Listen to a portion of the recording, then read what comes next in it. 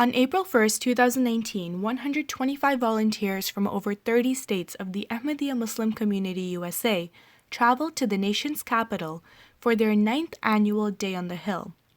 This year, the group engaged U.S. lawmakers in a call to action to address the plight of the Uyghur Muslim population in China. According to published reports by the U.S. State Department, Human Rights Watch, and the U.S. Commission on International Religious Freedom, authorities in China have detained at least 1 million Uyghur Muslims in re-education camps, denying them freedom of speech, religion, and movement. They have been subject to widespread mass surveillance to restrict their religious activities as Muslims, enduring major cruelties such as torture, beatings, food deprivation, and solitary confinement.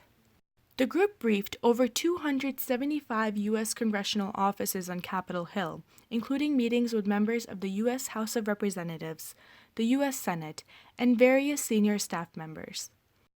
A collection of speeches delivered by His Holiness Hazrat Mirza Masroor Ahmad, may Allah be his helper, the global spiritual leader of the Ahmadiyya Muslim community, on his recent U.S. tour was shared with every office, along with an extensive briefing book.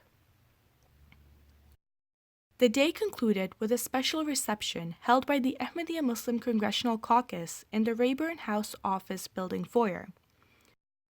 The 34-member bipartisan caucus was formed 5 years ago in order to draw awareness to human rights abuses against religious minorities worldwide. Amjad Mahmoud Khan, National Secretary for Public Affairs, emceed the event. For 9 years, our community has come together as volunteers to fight for international religious freedom for all. We are a community that lays roots in 1920, one of the oldest American Muslim organizations. Our mosque in Washington, D.C. has been there since 1950, and we have been very civically engaged in talking with our leaders and lawmakers about issues that matter for all of humanity. And as a community that is persecuted ourselves in some parts of the Muslim world, we are obligated to stand up for brothers and sisters in faith who are suffering. And our religious leader, our spiritual leader, His Holiness, Hazrat Mirza Masroor Ahmad, has called for true international religious freedom for all communities, whether you're a Christian or a Yazidi or a Rohingya or a Uyghur or an Ahmadi who may be suffering today. The two co-chairs of the caucus, U.S. Congresswoman Jackie Speier of California and U.S. Congressman Peter King of New York, headlined the event. As a tribute to the Ahmadi community is, as much as they are being persecuted, the effort that they are putting into other communities who are being oppressed. Now, the effort they're making for the Uyghur community is just truly outstanding. And it's very unusual that when a group is under siege itself, that it finds the time to reach out to help another community, realizing that religious freedom should be universal, that you can't have one religion free if the other is not free. All of us must be free or none of us is free. So I really commend them for that effort. As you are concerned about the persecution going on in Pakistan for other Ahmadiyya Muslims, you have always, as my co-chair has said, been part of an effort to go beyond yourselves. That is extraordinary, and it is one of the things that makes me so grateful to be associated with all of you.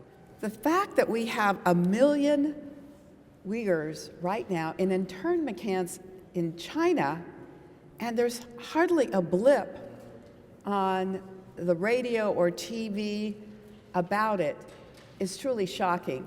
And it makes me fearful that once again we will repeat history if we don't learn the mistakes of the past. The U.S. Ambassador at Large for International Religious Freedom, the Honorable Sam Brownback, commended the Ahmadiyya Muslim Caucus for advocating for the Rohingyas and Uyghurs. I'm delighted you're here to advocate on behalf of both the Rohingya and the Uyghurs. Both of these causes are extraordinary situations of persecution. China seems to be at war with faith. It is a war they will not win. Governments come and go, but faith stays the course and stays on because it's how people direct their souls. It's something that lives within people. U.S. Congressman Raja Krishnamurthy met with some Uyghur Muslims recently and was appalled at the stories they told. And the tales that they tell about the suffering that their community is experiencing, the persecution that is being directed by the Chinese government on a scale we've seldom seen in history, is something that we all in Congress have to be talking about more and more and more. There's nothing more important than, at the end of the day, celebrating what makes America exceptional, and that is our commitment to human rights and to dignity and to freedom. And if we can't uphold those values abroad, then where are we as a country? Rashon Abbas, a Uyghur American representing the Campaign for Uyghurs, shared her personal stories and appealed to the world community to do more. Everything that makes the Uyghurs unique has been targeted and they treated as abnormality. The language, culture, religion, history, cult and religion and the ethnic identity. All normal religious activities in Islam are being banned and labeled as religious extremism under the pretext of the People's War on Terror. Under this pretext, China has developed a surveillance and a police state. It is a crime against humanity and civilization. Collectively punishing an ethnic group with fascistic atrocities should not be allowed in 2019. Subject matter experts from the U.S. Commission on International Religious Freedom and Human Rights Watch shared some of their findings. The sheer numbers of Uyghurs who have been detained in camps, as many as 2 million from some of the information we've received, but also the fact that some 1 million or more government officials, the Chinese government has put inside these homes of Uyghur families to monitor them. Our commission, I can tell you, will be unwavering and unflinching in its support of these communities in our advice and recommendations to the U.S. government going forward.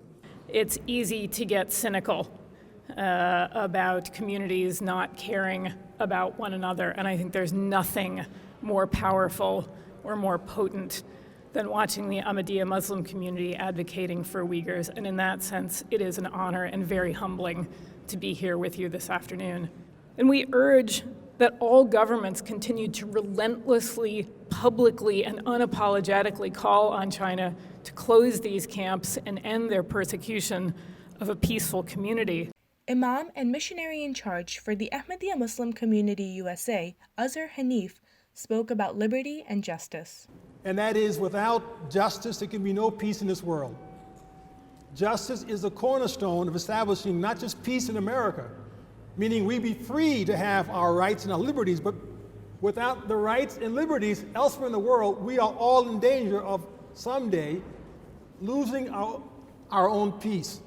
But I'm glad here today we are thinking about these critical words of being an American citizen: liberty and justice for all. Let us stand together on these words always and bring these words to the world citizen who desperately needs them, including the Uyghur Muslims and so many around the world. May God help us all to remain just always. Other members of the U.S. Congress addressed the gathering. So I thank you for all coming today, for using that tool, for making your voices heard.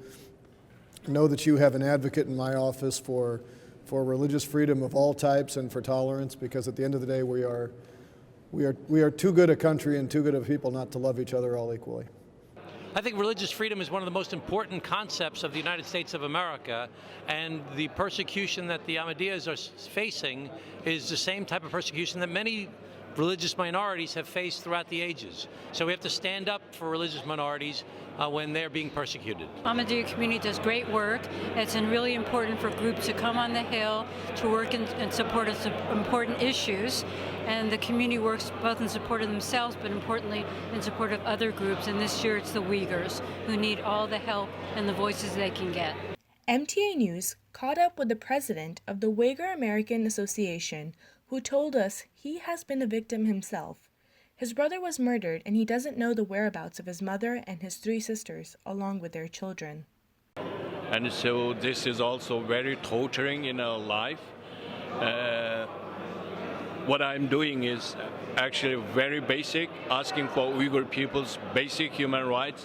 We want to live a dignified life with our dignity, but that basic, very fundamental request was crushed by the Chinese government. As part of Day on the Hill, over 30 women delegates of the Ahmadiyya Muslim community held a special group reception with Uyghur women and congressional staff, headlined by an address by U.S. Congresswoman Norma Torres. Numerous print and TV outlets covered the event, including CNN, Voice of America, and Christian Broadcasting Network, with coverage extending to an audience of 33 million people worldwide.